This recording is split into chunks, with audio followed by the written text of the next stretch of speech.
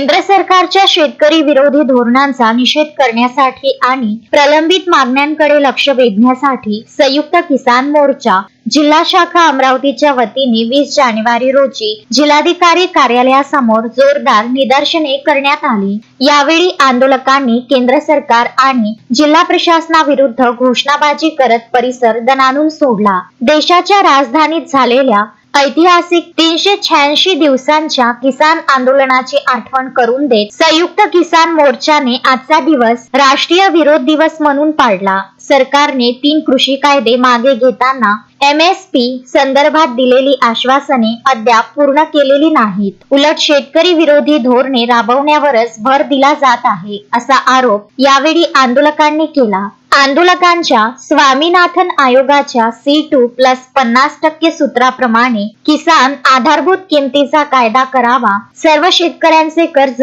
पुनर्गठनासह त्वरित माफ करण्यात यावे, आत्महत्याग्रस्त शेतकरी कुटुंबाला 25 लाख रुपयांचे पॅकेज आणि शासकीय नोकरी मिळावी, शेतकरी विरोधी नवीन वीज विधेयक मागे घ्यावे, प्रस्तावित वीज विधेयक 2025 त्वरित रद्द करावे, भारत अमेरिका व्यापार करार आणि इतर मुक्त व्यापार करार रद्द करावेत, शेती क्षेत्रातील अडचणी सोडवण्यासाठी वेगळे बजेट सादर करावे, कापूस, सोयाबीन आणि तुरीसाठी शासकीय खरेदीचे वजन पूर्ण करावे, आयोगाच्या मूळ शिफारशींची अंमलबजावणी करावी। आंदोलकांनी प्रसिद्धी पत्रकाद्वारे शेती क्षेत्रातील विदारक परिस्थितीवर प्रकाश टाकला। अल्पभूधारक आणि मध्यम शेतकरी मोठ्या प्रमाणावर कर्जबाजारी झाले असून त्यामुळे आत्महत्यांचे प्रमाण वाढत असल्याचा इशारा यावेळी देण्यात आला। शासनाने या मागण्यांची दखल न घेतल्यास आंदोलन अधिक तीव्र करण्याचा इशाराही संयुक्त किसान मोर्चाने दिला आहे। महाराष्ट्र किसान सभेच्या वतीने आज अमरावती येथे जे शासनाने बियाणे विधेयक आणि वीज विधेयक जे मंजूर केलेले आहेत, या विधेयकाचे अत्यंत वाईट असे परिणाम एकूणच शेतकऱ्यांच्या जीवनावर तर होतच आहे, परंतु सामान्य नागरिकांच्या, भारतीय नागरिकांच्या जीवनावर सुद्धा याचे वाईट परिणाम होत आहे। आणि म्हणून महाराष्ट्र किसान सभेने आणि या सर्व संघटनांनी हा विरोध दिवस म्हणून साजरा करायचा ठरवलेला आहे। एक निषेधाचा दिन म्हणून आम्ही आज पाळत आहोत। त्याकरता आज या ठिकाणी आम्ही गोळा झालेलो आहोत। तर या साऱ्या प्रश्नांचं जे मूळ आहे, माझं असं म्हणणं आहे की या देशामध्ये संसदेमध्ये जर शेतीचं एक बजेट जर स्वतंत्र बजेट जर सादर झालं तर मला असं वाटते या साऱ्या विषयावरती त्यामध्ये चर्चा होईल।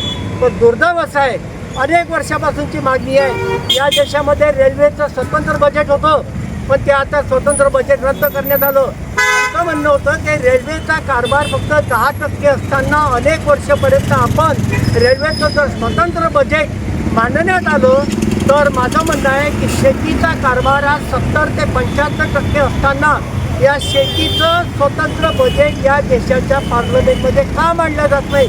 तर या कार्यक्रमाच्या निमित्ताने या निषेध दिनी मी शासनाला आवाहन करतोय की शेतीची जर एकंदरच व्यवस्था तुम्हाला सुधारायची असेल, शेतकऱ्याला जर सन्मानाने जगू द्यायचं असेल तर शेतकऱ्याचं एक स्वतंत्र विधेयक सादर करा, शेतकऱ्याला कायमचं कर्ज म्हणजे कर्जमुक्त करा आणि स्वामीनाथन आयोग जो आहे C2+52% आणि किमान त्याचे जे दर आहे, किमान भाव आहे, हे विधेयक सुद्धा आणि स्वामीनाथन आयोगाच्या ज्या शिफारशी आहे त्यासुद्धा शासनाने विनाविलंब लागू करा। आणि म्हणून अमरावतीकरांना, आपण सुजाण नागरिक आहात, आपण सुद्धा शेतकऱ्यांची मुलं आहात आणि म्हणून अमरावतीकरांनी सुद्धा या शेतकऱ्यांच्या व्यथा समजून घ्या। आणि मी एक नम्र आवाहन करतोय की आपण सुद्धा या शेतकऱ्यांच्या या लढ्यामध्ये, या संघर्षामध्ये सामील व्हा, जेणेकरून शेतकऱ्याला न्याय मिळेल, म्हणजे तुम्हाला सुद्धा न्याय मिळेल।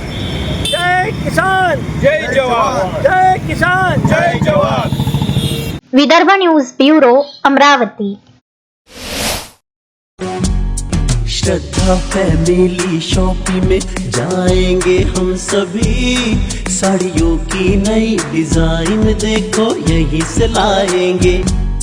श्रद्धा फैमिली शॉपिंग में जाएंगे हम सभी, लेडीज जेंट्स बच्चों की हर फैशन लाएंगे सभी।